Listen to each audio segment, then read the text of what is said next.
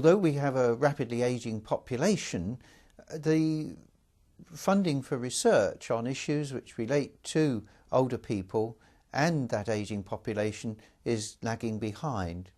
There's very little money is invested in ageing related research. It's not a high priority for science policy makers, but also it's not a great priority for most researchers. So there are very few researchers and there's very little money going into the system.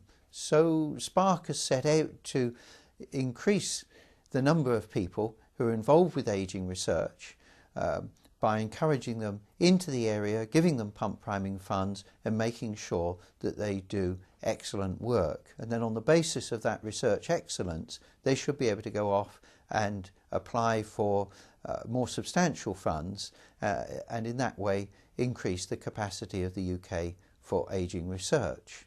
SPARC's built on three activities. Firstly, providing pump priming funds to newcomers to ageing research to accelerate their development into the field.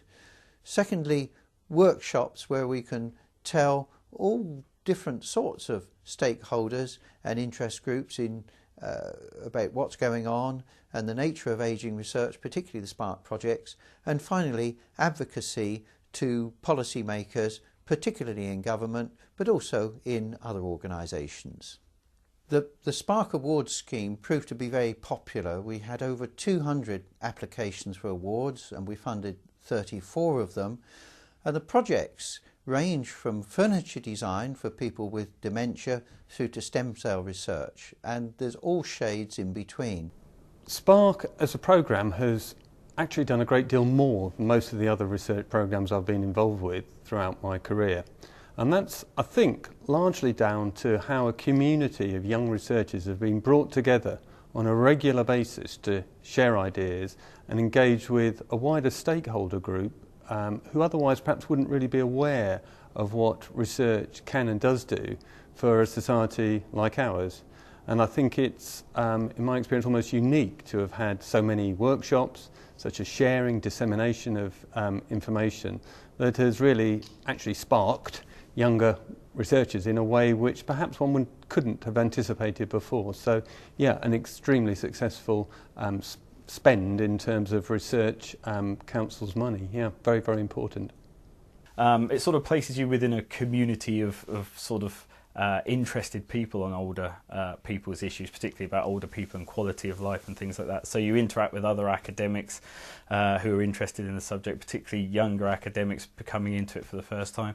You also interact with other key stakeholders from charities and of course interact with older people themselves. So you become central in this community, and that's happened through various different conference presentations and other workshop events that SPARC's run, which have been very useful, very interesting, and certainly makes you feel like your research is worthwhile and is going somewhere, is going to inform the debate and knowledge in the area.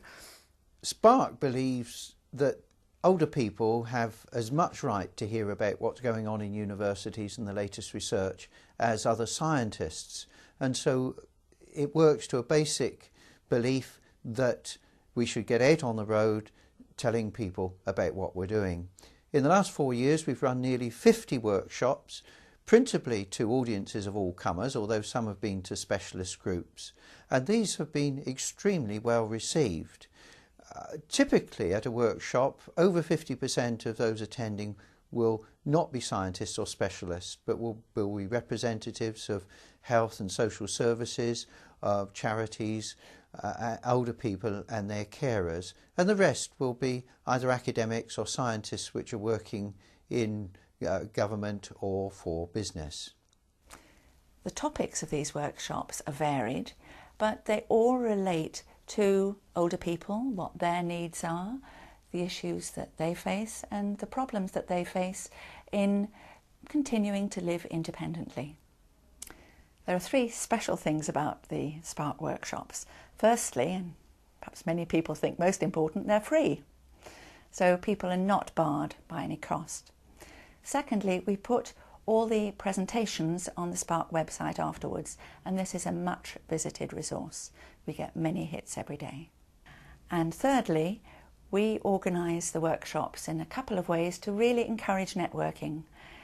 we have colour-coded name badges. So perhaps an academic would have a green badge and somebody from the health professions would have maybe a yellow one. So when they're looking to make contacts, it makes it easier. The third part of the SPARC model is advocacy and dissemination. And this involves a lot of lobbying of government ministers and policy makers, as well as dissemination of our work to broader audiences, to community groups, who often are a more challenging audience because they will include people who are older and disabled, who know about the realities of ageing. But our lobbying has proved very successful. As a result of it, we've had 2 questions asked in Parliament and a lot of interest shown from government departments, not just in the UK, but also abroad. Ensuring clear, effective communication is key to the idea of SPARC, as communicating the research is almost as important as doing the research itself. Scientists and engineers are very good at communicating with their peers, but they do find it a bit more difficult to communicate with other groups of people. And so in order to get research into practice, it's very important to open up communications lines between researchers, practitioners and policy makers, and also between researchers and older people. SPARC has been encouraging this in a number of ways. Getting information into the popular media is a really good way of raising awareness of issues and also raising awareness of research. And we've been facilitating this with our award holders by helping them with training and also by enabling them to speak to the media. We've also supported our award holders by producing summaries of their research, and these are available free to download on our website. And this means that anybody who's interested in the research can have a look and they can understand what's been going on. And these have been especially popular with healthcare practitioners and also social care practitioners.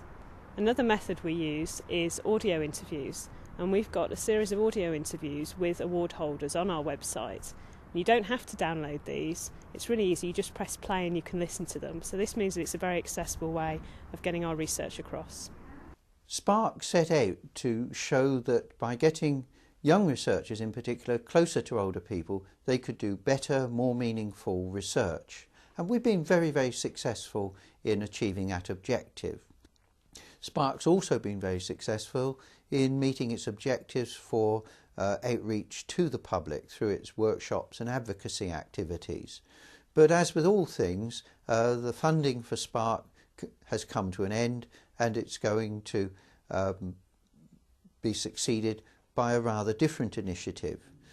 The next step for EPSRC, which funded SPARC, is to encourage the research community to focus much more on getting research findings implemented by industry and by, for example, local government users. So the next activity is called KT Equal. Knowledge transfer is the focus of that, and that will build on SPARC, but it will also build on other projects to ensure that we don't lose the very healthy contact which we have, first of all, with older people and communities, but also with government and policy makers and all those other people that can use our research to benefit the lives of older people.